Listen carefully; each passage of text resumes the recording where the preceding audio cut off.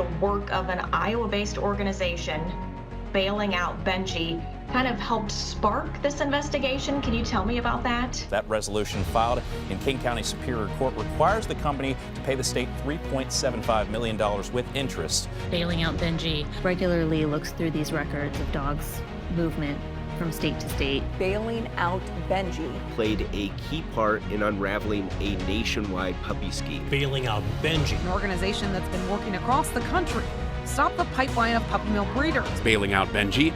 I will use my voice because they don't have one, and I will keep doing it until there are no more puppy mill dogs.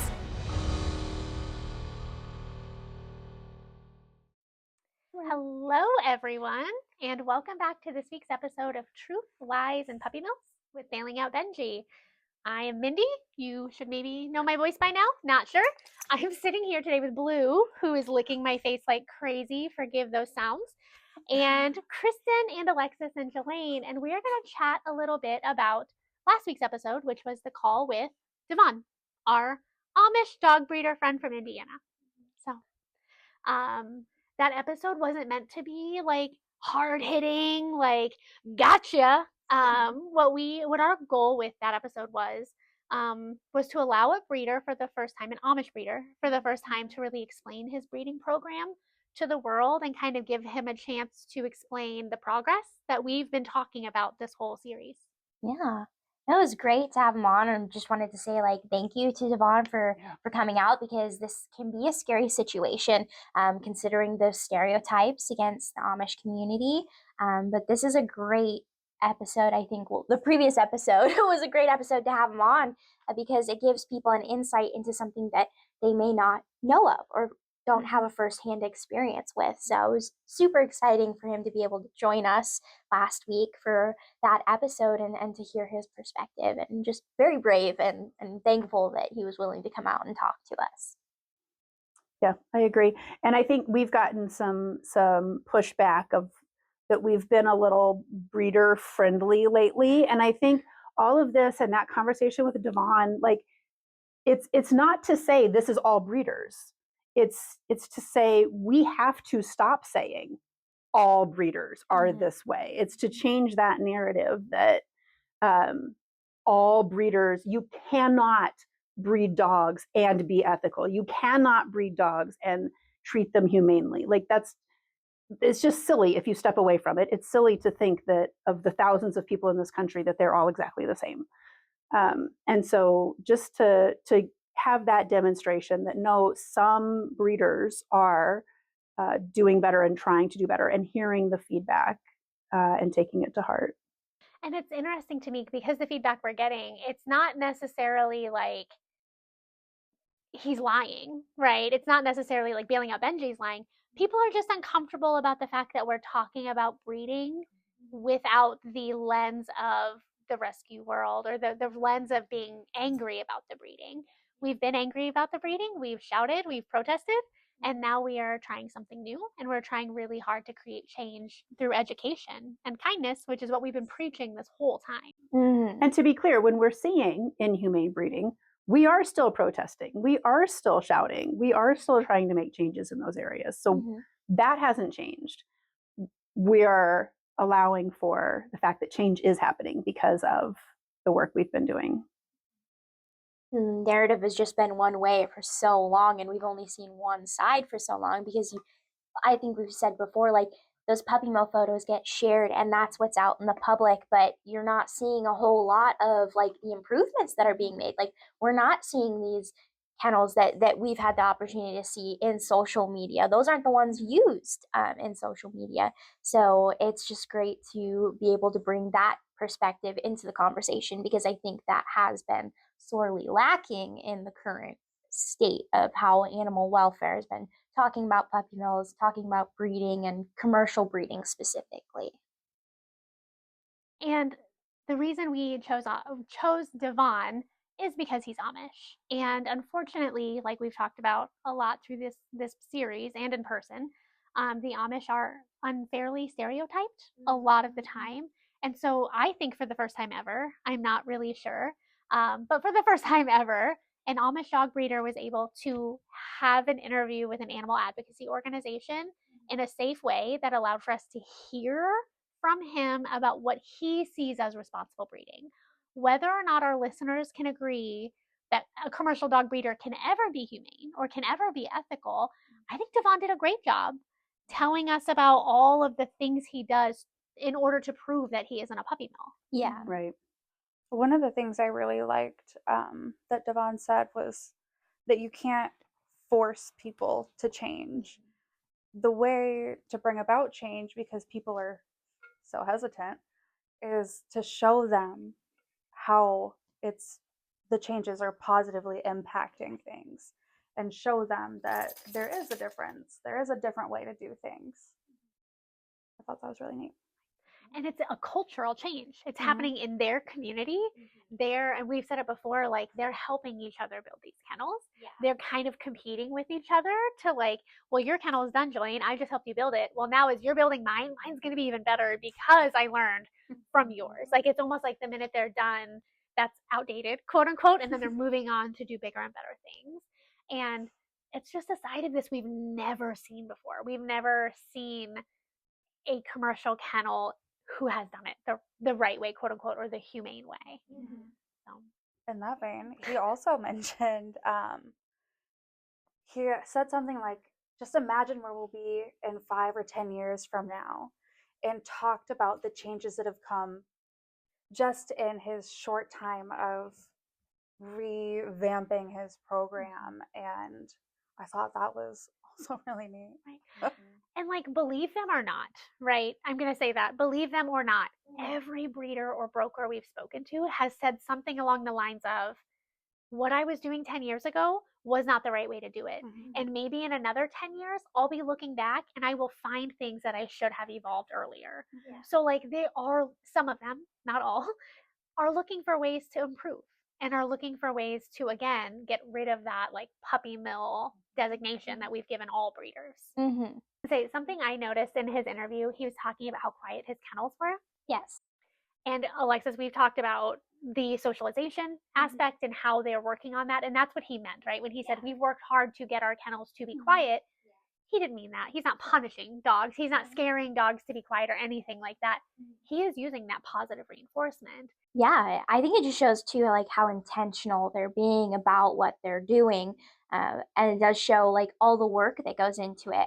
Because when like dogs aren't barking and they settle, like that shows that they're not stressed in their environment, that they are content and they are happy. And that's something that like if the general public sees, like they wouldn't go, oh, this isn't a puppy mill. These look like happy, healthy dogs. And I think that goes a super long way to know that kennel, those dogs did just settle. I have a whole list of notes, and I have some questions. So I had some questions about some of the stuff, not being in the breeding world as you all have been. Some of the stuff that he said that I just wanted clarification on. He mentioned that they used to have double stack kennels, and that was like the Cadillac of how they did things. What does that mean? I mean, I can get a visual of like a double stacked kennel, but what was that like? Why was that the Cadillac? What was that like? Yeah, so he's referring to sundowner buildings, which is like a brand of building, but essentially, and advocates in the puppy mill world have seen this photo a million times, but it's like a trailer, and then out of the windows are dog kennels. So like you'll have a row of kennels pitching out to the side. The dogs are standing on hardwire floor and they are pooping and peeing out. So the double stack is 2 rows of that. And so it's a larger trailer looking building. Like again, it's called a sundowner building, but a larger building where there are now 2 rows parallel to each other on top of one another. And the dogs live in those kennels their entire lives. So when he's saying he thought at the time they were the Cadillac, it's because all of the dogs, well, I mean, I guess I can't speak for him. I don't know why he thought it was the Cadillac, but people were saying, oh, look, we're getting our dogs out of these tiny cages. And now they have this sundowner building that they can live in. Those buildings are still dogs living in tiny cages and on hard wire. Right. So when he was saying we transitioned to this, we spent our money getting dogs out of tiny wire cages to get to those sundowner buildings, he thought that was the fix. Yeah. And then when presented with better ways, he realized those sundowner buildings are robbing dogs of getting outside for real. Like, yeah, they get quote unquote fresh air, No, they're still in a teeny cage, right? But now his kennels, right, the dogs are on grass. They have a play yard. They are no longer living off the ground elevated. And that's been a big improvement in the puppy mill industry. There are a lot of puppy mills that still use double stacks, that still use the wire cages. So that's why we're kind of celebrating the success of breeders who are making sure their dogs are on real flooring, different floorings, getting different experiences, and again, retiring them early so they're ready for a home. Okay, thank you for explaining that. I had another question. He said we book our puppies when they're 1 week old. What does that mean? So that is, and feel free to jump in anytime, Alexis, but that's him like basically pre-booking his dogs through a broker or through a store. So when he like has a litter of puppies, people talk about intentional breeding. This is going to be a little different because most preservation breeders, when they have an intentional litter, they either have those puppies pre-sold to the public or they have a wait list and then they decide which dogs are show worthy, which ones are pet worthy, and then they, do it how they need to do it. In his case, because he works solely through a broker, once those puppies are a week old, he puts those puppies in their system as this is my breed, this is the age, this is how many genders we have, and then the broker, they take on the job of selling the puppies, essentially. And so like he said in his interview, pet stores are like, once his puppies are in the system, pet stores have reserved them already at 1 week old. So he's saying his bloodlines, his genetic tests, all of that are so good that the consumers want puppies from that type of breeder. And so pet stores are like reserving his puppies before they're even ready for sale. Got it. I think that's the extent of my what was he talking about questions. That's where I figure if I don't know, then probably some people who are listening don't know. Yeah. So. No, it's great. It's great to get that feedback because we're so in it all the time that it's nice to have someone that's like, oh, not quite too familiar. So we know what the public might think or ask questions on. Yeah. Again, that's been really nice to be able to send stuff to you two, like to Jolene and Kristen, and be like, does this translate? Does this translate off of our computers to the real world? Yeah. So. Yeah. Too close to the situation right now. So, yeah. And bringing it back to like a lot of the things that Devon was talking about, just like showed how intentional he's being about breeding and how like the Amish community who are taking the same steps that Devon is are being intentional about breeding. One thing I really like to hear about was ENS that he was doing, which is early, for those who don't know, it's early neurological stimulation. And coming from an animal science background, this like makes me super excited to hear that this is happening because something that we know, like puppy mill puppies coming out of these facilities, like they're very stressed. They might have behavioral issues. They might be scared of a lot of things. But like when a breeder's doing ENS, it's them prepping puppies for the world, prepping them to have resilience to like certain stressors. Like I say like stressors of like, well, maybe we've all had a dog that maybe saw another dog on a TV and like barked at them, or they see something weird and they bark at it. But like with ENS, you're like gently stimulating them to be prepared for certain stressors. And so it's super exciting to know that so much intention is going into these puppies to prepare them for a life as a companion and to not be so stressed out by certain things. And that ENS training really helps them develop certain tolerances to things. So that was pretty exciting to hear that he was doing that, and just shows, I think, how much growth, because we don't associate that with puppy mills. Like they're not going in and taking that hands-on care, because with ENS, you're handling each puppy for a certain amount of time every day at a certain point of their age until they reach those 8 weeks. So it's very intentional. It's very hands-on. They're getting individual care, and that's not something that you would like. I think prior to people's opinions about like commercial breeding or puppy mills, like you wouldn't think that would be happening. So that's maybe a perspective that hopefully people learn from Devon, that he is taking those extra steps for those puppies, and that's great to see.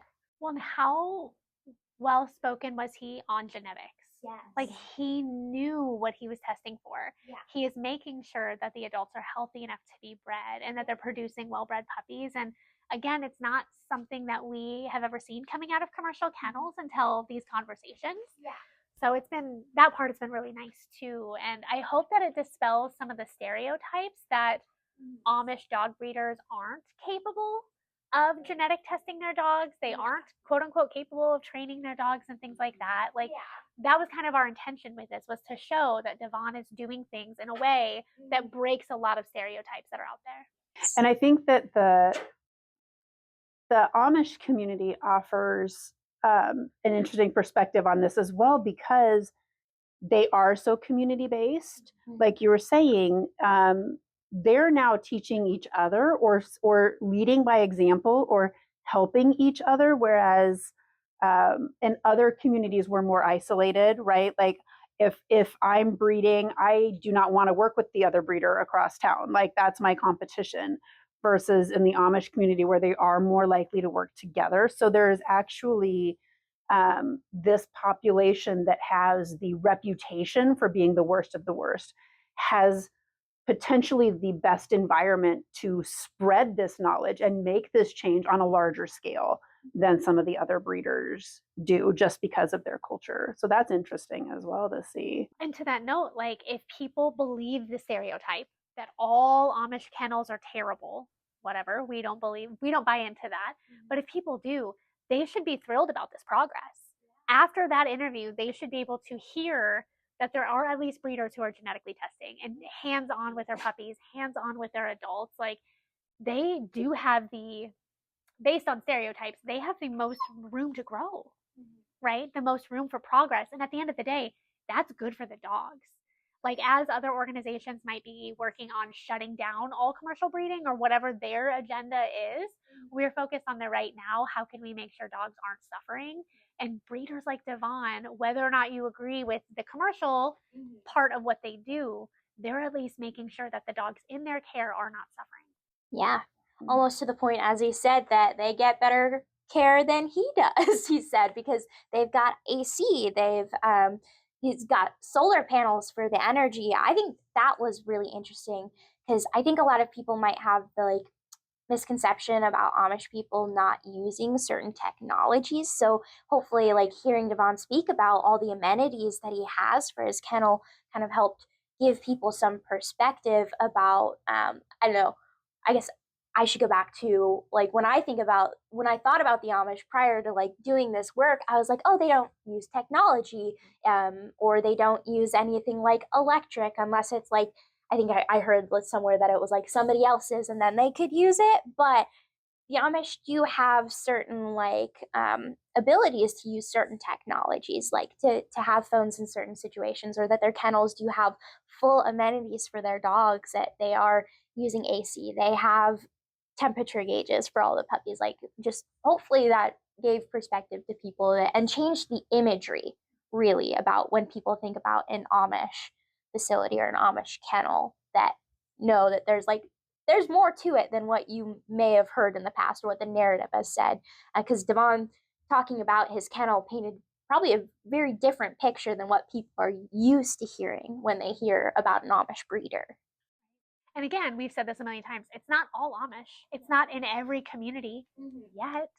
But if we can encourage the progress and not squash it, then we're going to see less dog suffering. We're going to see better kennels. And people have questioned, well, if your goal is to end puppy mills, why are you working with breeders? Kind of how you end puppy mills, Right.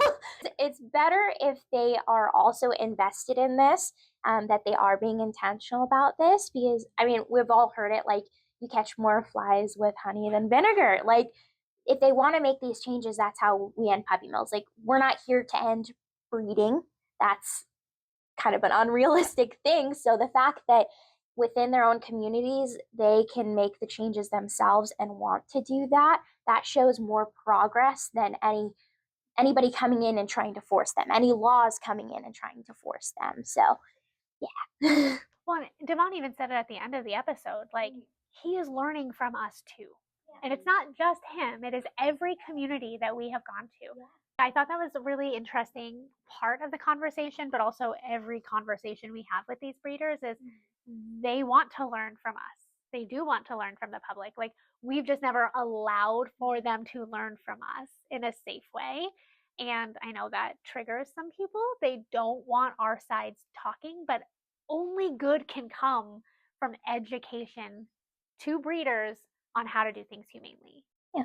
You don't know what you don't know, too. And if you don't create a safe environment, no one's going to want to change anything. So, yeah. And I thought it was good when you mentioned that they're learning from advocates as well. And I thought about when he said, when he was talking to his colleagues about the days of people not wanting to see the parents are over. Like, it's no longer someone's just going to buy this puppy sight unseen. They do want to see your facilities. They do want to see how the parent dogs are living.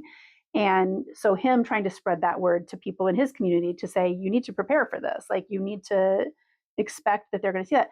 That is advocate groups like us saying, show me the mommy, educating consumers to say, when you buy, these are the questions you need to ask. These are the things you need to look for. And will they let you come see the breeding facilities, come see the places where the animals are housed?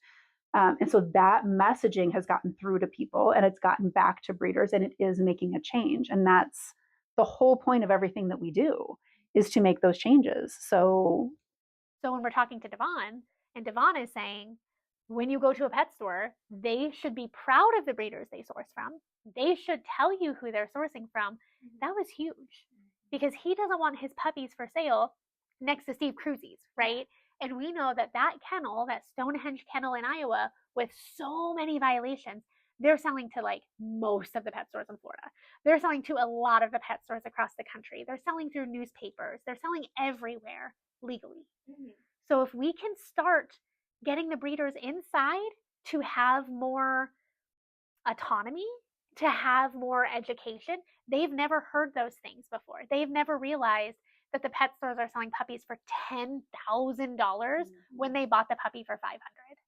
So like, that gives the breeders more bargaining chips too, to say, okay, well, now we know we all have each other's cards.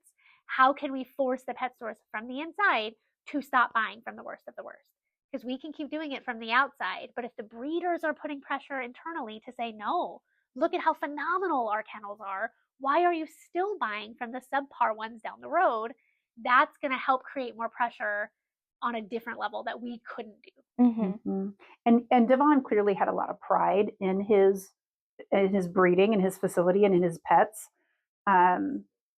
To look at a store and say, you're buying from that person and selling that dog right next to mine and for the same price as mine, and trying to make them look equal. And I put all this extra work into that dog to make it more socialized, more ready to go to a home, to make sure it didn't have genetic issues, to make sure, and you're not differentiating whatsoever. It's insulting almost. I mean, you could tell that was when you told him that, just that price differential, you could tell that really got to him. And then to know that same store is sourcing from a puppy mill and selling those dogs as if they were the same as his, to me, I think would be very insulting with all the work that he's put in and the pride that he has in his facility. And those conversations came from a place of trust. 2 years ago, I couldn't have called Devon up or sent him a letter and said, hey, did you know you're getting ripped off? No. All of this came from us learning from each other and then us providing different perspectives. They also didn't know, and they would have no way of knowing, that the pet stores are charging 200% interest to these customers sometimes. Like, they were like, well, maybe we should actually get into retail. Like, it was a joke for them. They were like, why don't we sell direct to the public if that's the prices the pet stores are getting, right? Again, it was a joke because they don't care. I don't know how to say it. They don't care about money in the sense. So like, when Alexis and I were first down there, we were talking to one of the brokers in Indiana, and I was like, not pitching this idea, but saying this fact, right? You're getting $500. The pet store is selling it for $10,000. They should be investing in these kennels, right? If you want the kennels to be better, the pet store should be paying the breeders to do more. Yeah. The pet store should not be just running away off to their mansions, because yes, there are pet stores that live in $1 million homes. It is wild to see that we are so mad about the conditions of the puppy mill and we only care about the pet store side of it. But yeah, it's just been really interesting to see that like now Devon can have those conversations and really like, I don't know, put pressure on the inside, I guess. I thought it was interesting to hear him say all of the different things and like the amount of time it took them to prepare to become canine certified. And then how it was just interesting to me. I had not heard on this level that like, the inspector goes in by themselves and it's this whole huge process. And I just made a note as I was listening to it that like those requirements are more thorough than licensure. They're more thorough than the USDA inspections. I mean, it's a much, much, much higher standard than what most breeders are held to.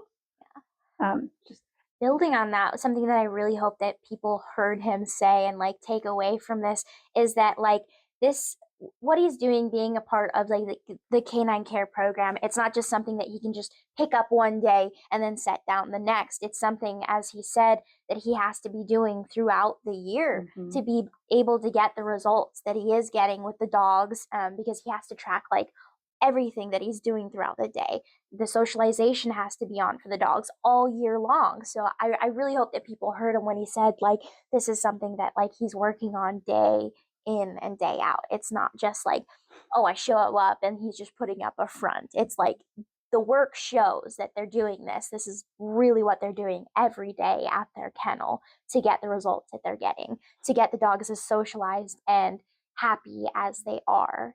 That's a massive amount of work that he's done for his kennel, and that Canine Care has been able to help them do as an educational program. And that's why I asked it when I said like this is a volunteer program, but you can't volunteer to do it, because that has been kind of the talking point in the advocacy world. Well, it's volunteer anyway. They can just opt in to do it. There's so much more than that. Like it takes years. And even when we first gave our webinar last fall, we looked at that canine care map and it showed like there were like 300 breeders pending. Those breeders are not pending anymore. In fact, there are fewer canine care breeders now than there were last fall when we did our webinar. And that is because this isn't a like one stamp and you're canine care certified for life. This is something you have to work for. And we're not endorsing the program. We're trying to have conversations that people don't get to have in this space.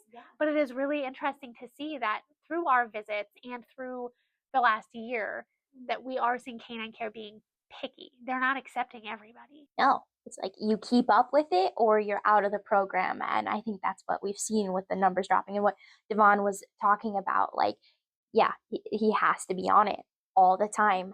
And so that shows a lot of intention and a lot of care to stick to the program. And like it's not just something like the inspector comes in and like checks it off like, oh, it looks good today, and it's like, no, it looks good, it has to look good every day. And that's what they work very hard to do. I had one other thought, and I may be making up a story because it makes me feel good, but I was thinking about veterinarians. So you mentioned the other, like, I don't know, a couple weeks ago, I don't remember what episode it was on, but you talked about like a high rate of suicide with veterinarians, which I did not know. I do know that there's a lack of veterinarians, that it's a hard, especially in rural areas, which is where these breeders are. And I was just thinking about his like saying that they have such a tight relationship with the veterinarian, that they see them regularly and that they reach out to them regularly. And I thought that must make that veterinarian's job so much more rewarding, right? To not be constantly trying to push the edge of these really bad breeders to try to like getting them to do the absolute bare minimum for these dogs and continuing to see that it's not helping and that there's bad treatment and bad results. And I thought, oh my gosh, like that must be a relief to that doctor to get to work in that environment as well. That's such an important topic because, like, first of all, we do villainize veterinarians who work with breeders. We colloquial the industry. We villainize USDA inspectors for going in and licensing these places and all that stuff. But all of these different players are now seeing how good it can be, right? And it's got to make their mental health better. Imagine being an inspector and going to a puppy mill, seeing horrific kennels, and then going to a place like Devon's. And you're just like, wow. The dogs are cared for. They're receiving vet care. Like, you're right. There's no longer that fight of even trying to get them to do the bare minimum. They're exceeding everything. It's got to be their favorite kennel to go visit when they are doing better. And much as we hope that better breeders and more conscientious breeders will help to push out some of the less conscientious breeders, maybe there's a hope that the same with inspectors, because we know there are inspectors who are not great, who are passing things that should not be. We've seen it in your video of the inspector that walked right past the cage. In the Daniel Gingrich case. So as things change, maybe we see other inspectors holding their colleagues to higher standards. You either rise up or you find a different line of work. So I feel like a rising tide lifts all boats. What's that? Yes. I think anyway, that's it. Whatever the phrase is, it's that concept of as these incremental changes for the better, hopefully we'll just continue to lift all of the players. That's my optimistic hope.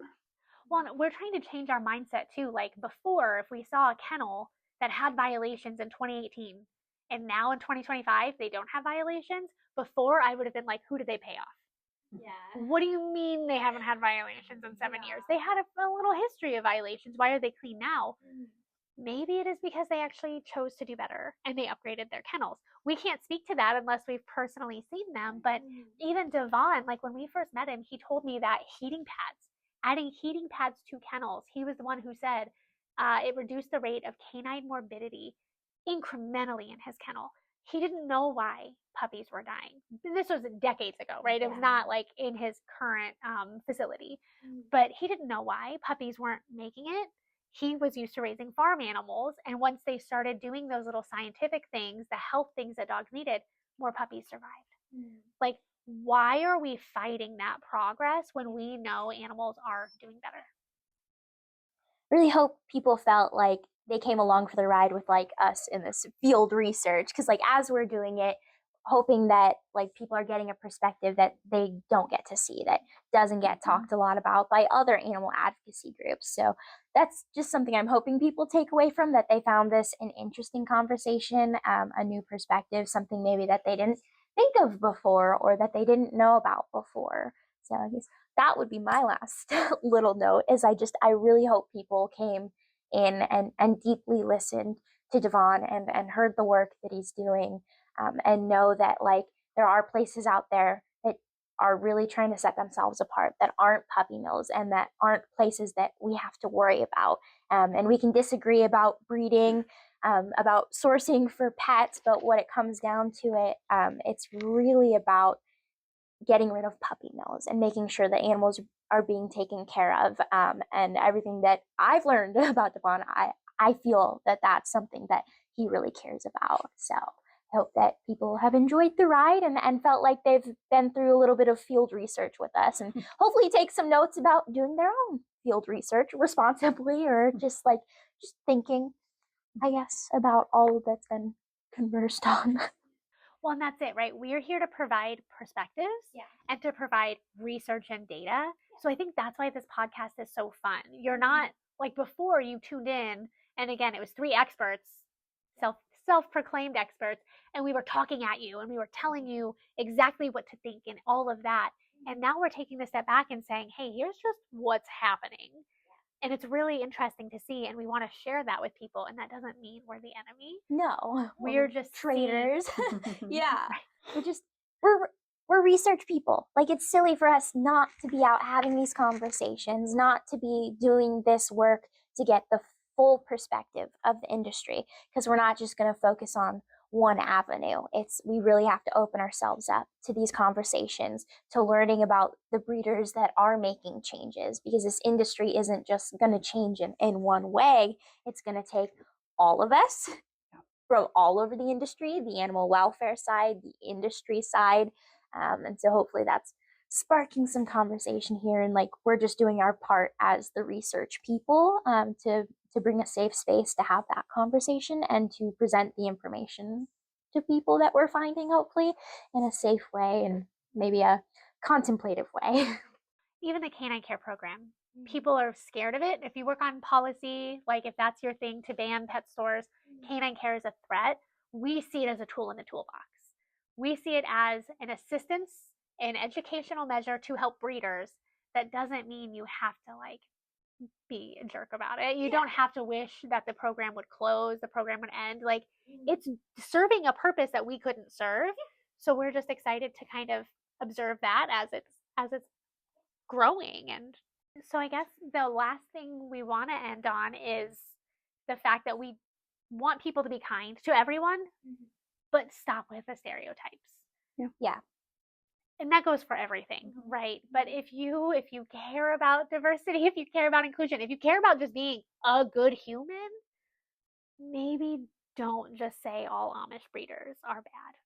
Maybe don't say all Amish are anything or all breeders are anything. Like, we have to really live in the space that we're in right now and acknowledge the progress. And then, yeah, still hold the bad actors accountable, hold those facilities accountable, but acknowledge the people who are actually trying to make the world a better place. I think we're going to get to the root of the issue that way for sure. And so this is the last episode of our series, our field research series. We started with this because we needed people to understand where we are and what we've seen with our research. And now we can get back to our normal work, right? Like, we had someone, review our podcast and say, like, I don't even remember what I said, something about like, oh, listen for a few episodes and all they do is talk about greeters and wanting me to be nice to greeters. And they literally said they didn't care that someone's husband died, right? Like, that was the comment. Kristen, you had said, we're not going to change everybody's mind. Devon said it in the call. That's kind of what we're facing in this industry, but those aren't the people we need to be talking to.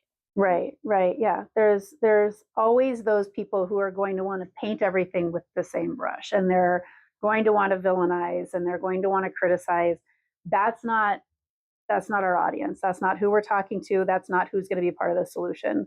We're focused on who's willing to hop into the ring and do the work to be part of the solution. And there's a lot of different ways to do that. Ours is not the only way, but yeah, we can't